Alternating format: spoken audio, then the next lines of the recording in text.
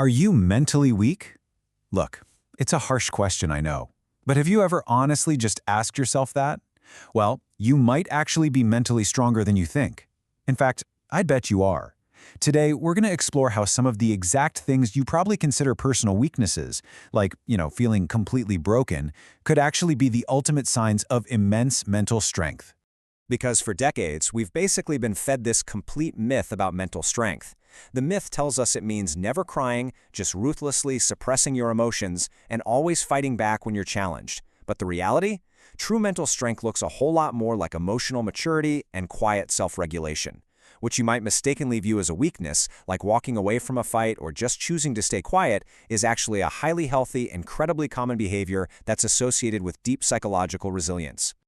So let's dive right into this. Welcome to our explainer on the 7 signs you're mentally stronger than you think. We're going to decode the daily behaviors that actually signal a highly resilient mind, and we'll use clear, evidence-based psychological concepts to show you exactly where your hidden strengths really lie. Here's our roadmap for today. We'll start by unpacking the mental strength myth, then move right into mastering emotional restraint, building the inner fortress, playing the long game, and finally, we'll look at how strength is a choice. All right, part 2, mastering emotional restraint, navigating external friction. Now, before we look at our first specific sign, we really need to define the underlying engine of mental strength, emotional regulation. It's basically the ability to exert control over your own emotional state in highly reactive situations.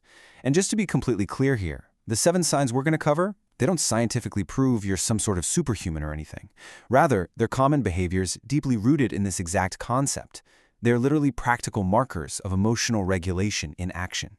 Which brings us to sign number 1 that you are mentally strong. You can walk away from unnecessary arguments.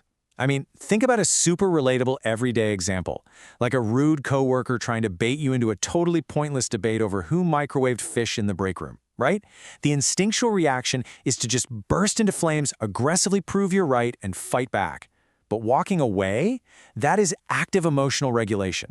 You're consciously protecting your peace and your precious time, rather than just surrendering your energy to someone else's chaos. So, how do we actually practice this? Well, here's a practical lesson you can apply today. Step 1, notice your emotional trigger. Actually feel your heart rate rising. Step 2, take a deep breath. This physical action actually interrupts the brain's biological fight or flight response. And step 3, consciously step away. By taking a deliberate pause, you prevent that instinctual, unhelpful reaction. And that kind of restraint, it's a massive display of mental power. And that naturally leads to sign number 2. You accept things you just cannot control. Traffic jams, other people's opinions, past mistakes, the weather, the whole shebang. These are everyday annoyances that can literally derail a mentally fragile person.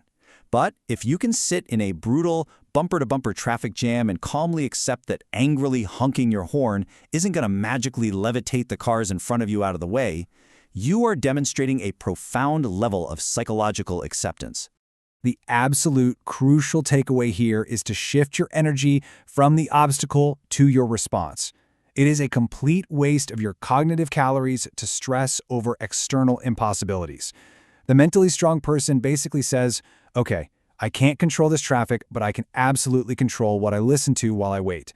You just have to focus entirely on your internal response.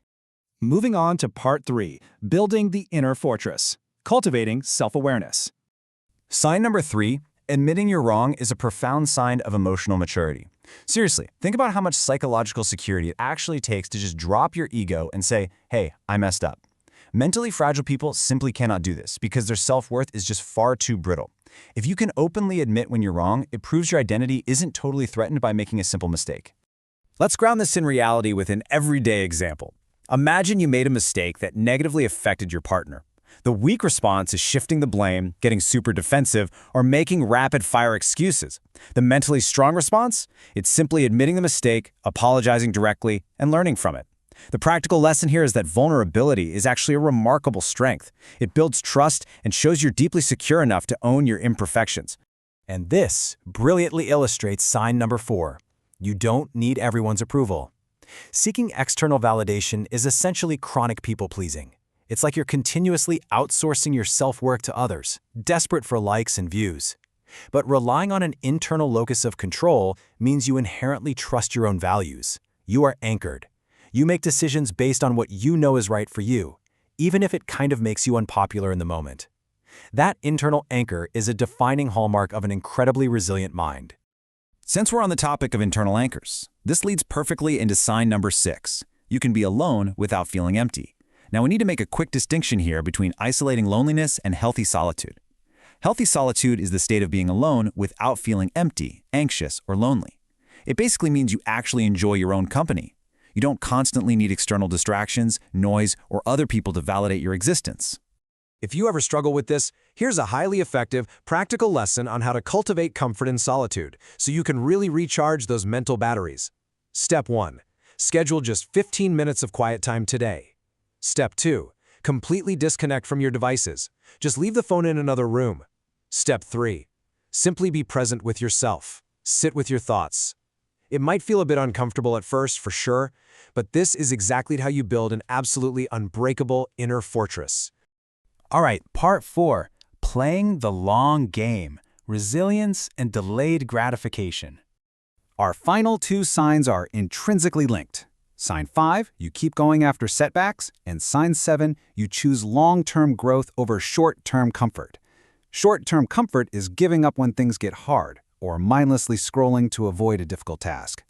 Long-term growth is actively bouncing back from those setbacks and putting in the miserable reps to practice hard skills. The entire psychology of resilience is really about delaying immediate relief in favor of a much greater future reward. Let's look at a pretty common workplace example. Imagine completely failing a major project. Seeking short-term comfort means quitting, shutting down emotionally, or blaming your entire team. But choosing long-term growth, that means facing the music, extracting the harsh, objective lessons from that defeat, and using that exact feedback to aggressively improve your next attempt. Mentally strong people are absolute masters at mining their failures for future success. Finally, part 5, strength is a choice, building habits over time. Here is the ultimate takeaway from all of this. Mental strength is built through small choices and behaviors over time. It's not some magical genetic trait that you're just simply born with or without.